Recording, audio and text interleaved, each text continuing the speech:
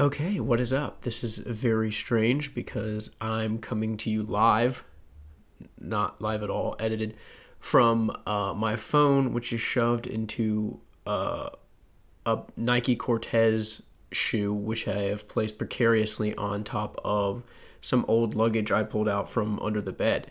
I'm Avery, and I love reading, and I have been tearing through some books this year, and I thought it would be fun since I have this mic and I have an iPhone to record some of my book opinions and put it out there to get some opinions back. I thought it'd be fun to, I don't know, just put some opinions out there and see what people agree with and disagree with, and start a little book channel for probably just my friends forever, for now, and unless anyone else sees it. But I think I wanted to start anywhere that every great book channel must start, which is by setting the tone with my top 5 favorite books and why you should read them, a brief explanation of the book and why I love them.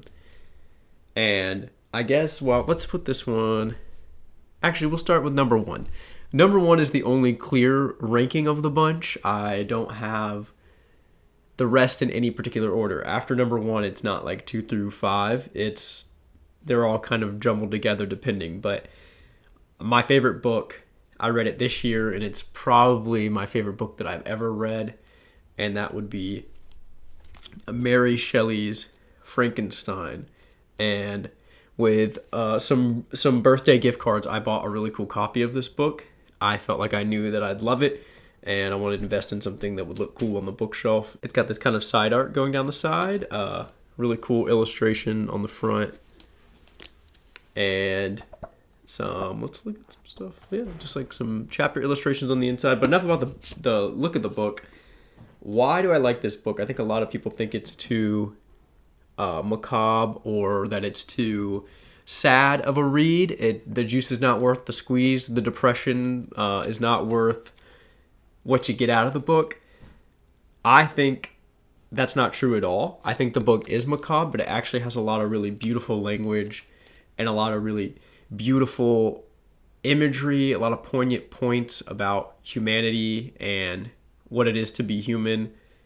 The conversations between the monster and Frankenstein himself, and the conversation between Frankenstein and I don't want to ruin anything, but Frankenstein and the man that rescues him from the ice are just beautiful. Mary Shelley weaves in such beautiful language throughout this whole book. Reading it just makes one of those books, you understand, but it also makes you feel smarter for having read it. Some quotes in it that I love. Let's see. Oh, it's on my phone. Some quotes in it that I love, like, I'm not going to get it word for word because I'm just going from memory, but I, who should have been thy Adam, rather became thy fallen angel. And some variation of, if I cannot inspire love, then I will instill fear. Just a great book. I mean, there's so much to think about with it in terms of just the reckless pursuit of science and progress. Again, in terms of humanity and what makes us human. In terms of our relationship with God and the questions that brings about. Beautiful book. I think it's worth reading no matter what. My favorite classic that I've ever read. My favorite book that I've ever read. That's Frankenstein. So... next, and now we're getting into no particular order here. Next is The Silver Chair by C.S. Lewis. This is a copy that I got that goes with the setup there. Love this book. Love the Narnia series except for the last one. This one has some cool illustrations in it as well.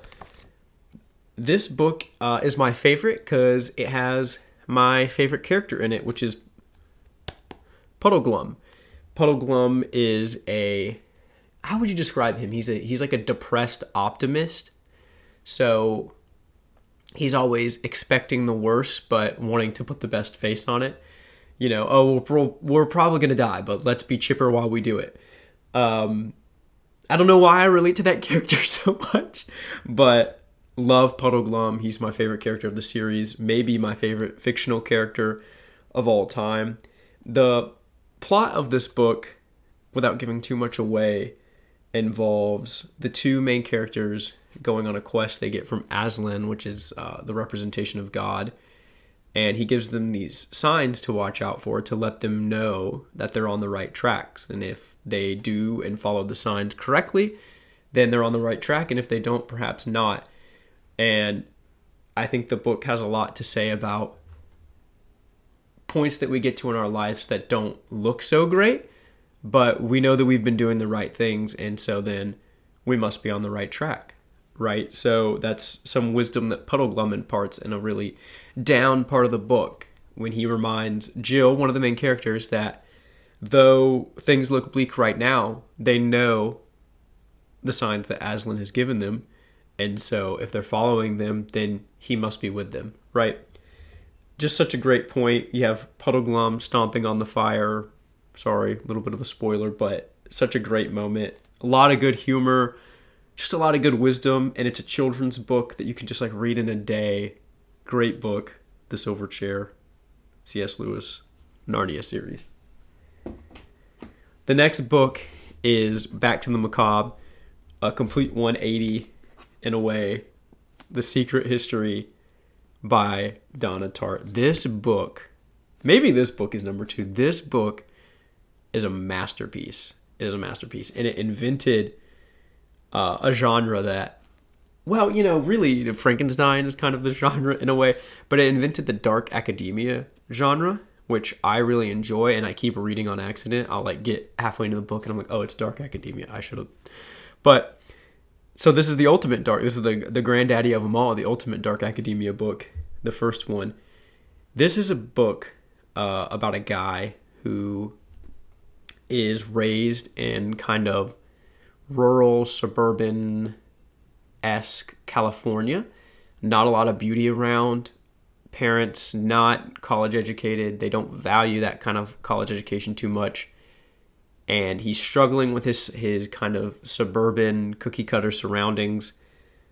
Wants to pursue beauty, and so he gets accepted to this kind of exclusive private school in the Northeast, and he goes to the Northeast, and for the first time he sees all of the beauty and the ritz and the glamour that kind of this upper crust Northeastern elite lifestyle has to offer, and it sucks him in, and he wants to be a part of it, and he yearns to be the type of person who exists in this type of society. And he makes these friends, each of whom are really unique and have their own kind of secrets and stories. But each of them is really magnetic, has a really magnetic personality. And at the center of it all, there's a teacher who's teaching them all ancient Greek, who is the most magnetic of them all, and who the main character really idolizes. And there's just it gives it away right at the beginning of the book. There's a murder. And for the rest of the book, you're wondering what happens and how does it happen and how does our main character get there? And that's how the novel proceeds. It's just really intriguing character study. It's so compelling to read. And if you're someone who maybe went to an elite institution, or you're someone who the first time you experienced some of this stuff was going to college, maybe your parents didn't go to college, maybe you'll resonate in a scary way with some of the things that the main character feels in the book. Great book. Secret History, Donna Tartt. Read it. This is my copy of Brothers Karamazov by Fyodor Dostoevsky. This book, honestly a little bit similar to The Secret History, is a little bit of a character study, but in a different way. This book is about 3 brothers. And the 3 brothers kind of represent 3 veins of thought in society at the time that Dostoevsky wrote the book. You have 3 brothers. The youngest brother kind of represents the hopeful religious worldview. The middle brother represents a sort of mix. He's got this secular, more skeptical, but maybe religion is good for some things worldview. And you've got the older brother who's kind of a layabout. He's kind of a pursue your desires, kind of an animalistic guy who does whatever he wants. And each of them kind of has their own character arc in the book.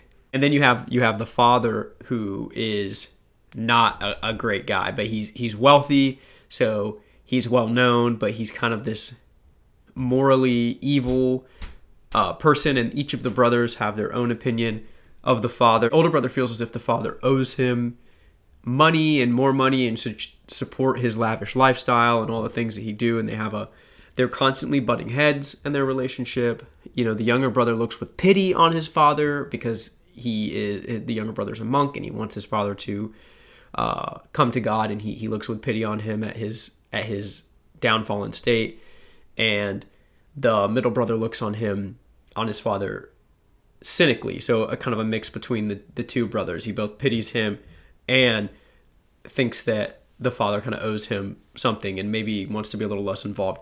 So this book also has a murder at its center. I'm not going to reveal what that is, but it deals with an seemingly impossible amount of themes. It has just an interwoven spider web of character connections and an interwoven spider web of philosophical thought. I mean, it deals with questions like, with what's God's role in society? Is there a God? What is morality? What is the nature of truth? I mean, it deals with so many things. I feel like I'm not even really smart enough to unpack it all, but you read this book and you're left with just a million questions and a million thoughts, and you feel like you're embedded watching real life. It almost feels like you're literally reading a real life story here. So great piece of fiction. I think one of the best books ever written in all of history, and I think a lot of people would say that. Brothers Karamazov, Dostoevsky. Next, this one may be a little surprising. Little Women. This book, so this is like the movie version of the book. This book, I read it because my wife loved the movie, the Greta Gerwig Little Women movie. And I thought it was pretty good. I watched it. I was shocked. I said it's pretty good. I thought, okay, I'll read the book. This is actually a gift book that I gave to my wife with some inscriptions from me in it. But man, what an amazing story. What an amazing book. It follows the Marsh family, It follows the March family, where they're, gosh, if I can remember all their names, Meg, Amy, Joe, and Beth, and their mother, and for part of it, their father as well, as they just navigate life. And I know that sounds boring, and it sounds like not much of a setup. There's no spaceships or lasers or murder or intrigue that you can think of, but this book just has so much to say about life, and things have not changed all that much about people. I mean, this book was published over 100 years ago, and we like to think society has changed so much, our opinions have changed so much, the way things are have changed so much, but some things really never change. And Little Women is such a amazing book. I mean, the depiction of kind of unrequited love in this book, if you've ever experienced that, will just hit you right in the core. The familial love in this book will hit you right in the core. The coming of age elements of this book, there are parenting elements of this book, class elements of this book. Everything just rings so true about Louisa May Alcott's writing. And honestly, reading it, you just take away so much about life, and it makes you think so much about your own actions and what type of life are you building. A beautiful one that can withstand the test of time despite all the hard and tragic things that we face, or something different. And I think this is a book that is a testament to the beauty of a life well lived and of families well constructed. Little Women, Louisa May Alcott. All right, then I'm going to do a quick run through some honorable mentions, books that I thought about, but that ultimately did not quite make the list, and I'll give these a much, much quicker explanation. Animal Farm by George Orwell. Everything that 1984 should have been without all of the long-winded, rambling essays that 1984 has. If you want that dystopian read, but don't want to invest in 1984, which is fine, Animal Farm. Read it in a day. Great. You get all the same stuff. The Wastelands by Stephen King. This is the third book in his Dark Tower series, which has 7 books, I believe. This was the first 2 books kind of hook you. You're like, it's pretty good. This book puts that series over the top. I mean, it just takes a left turn. The ending is unbelievable. The action is great throughout. The world building is some of the best world building you'll ever read or ever see. This book is very good. Wastelands. Next is one that's near and dear to me. I don't expect everyone to think this. I think this. I read it as a kid, read it as a teenager, read it as an adult. 5 stars every time for me. Personally, I love it. And that is The Lightning Thief, the first Percy Jackson book.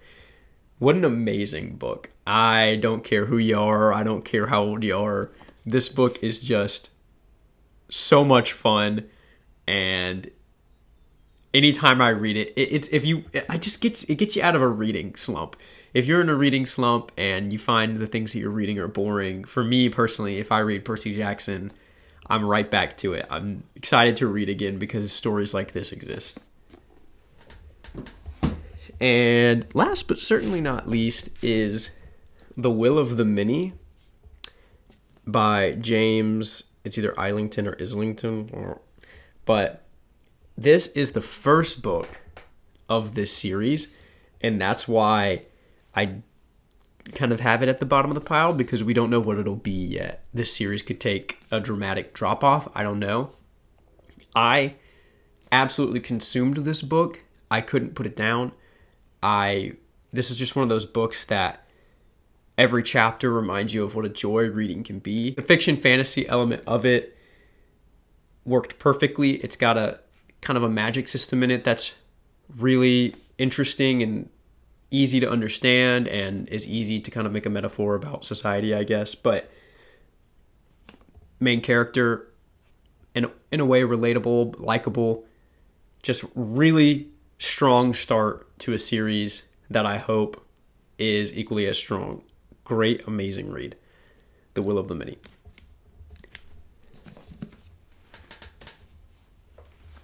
All right, well, that's it. That's the introductory video of this channel. That feels weird to say.